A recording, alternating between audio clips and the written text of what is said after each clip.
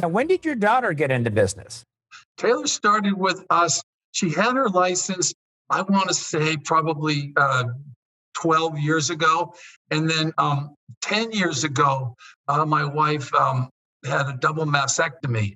So prior to that, we asked Taylor to come and help us run the company.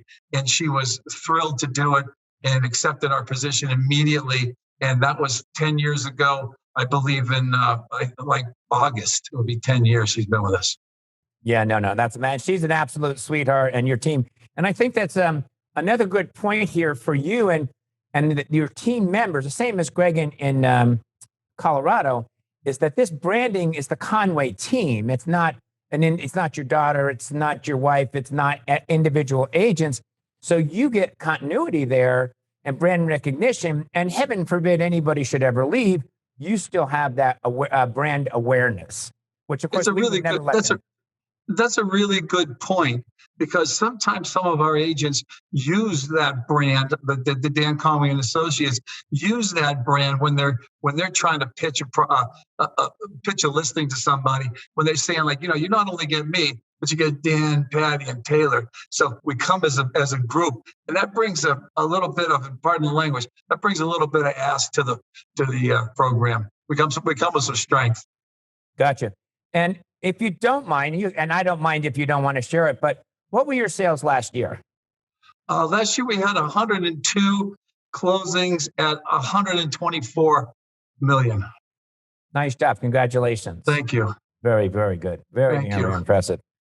So, Dan, you've been around a long time, and you probably forgot more than most agents will ever know. But what advice could you give, say, a new agent? And then I want you to give some advice to that agent that we all know, that agent that runs in the $6-7 million a year realm. They're kind of stuck there. They've been there for 15, 20 years. You know what I'm talking about. Yep. So the agent that's new, let's start there.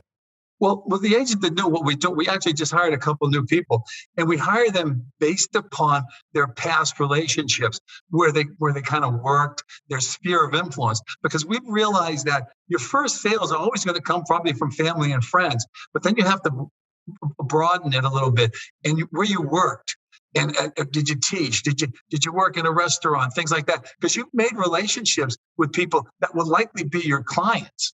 Because of the familiarity, people usually hire someone they're familiar with. So we always want to make sure they have a nice sphere of influence. The younger ones that we just brought in, a girl's 29 years old, and that's actually the sweet spot, I call it, for young real estate agents, because that's just about around the time when people are getting married, they're having their first children. So now they're starting to move out of their one bedroom place on PB, and they got to start moving a little bit east to a home and things like that. Now that's where you start to make the money. And that's what that actually happened with Taylor 10 years ago. All her friends started to get married and started buying homes. And many of them are on their second and third homes.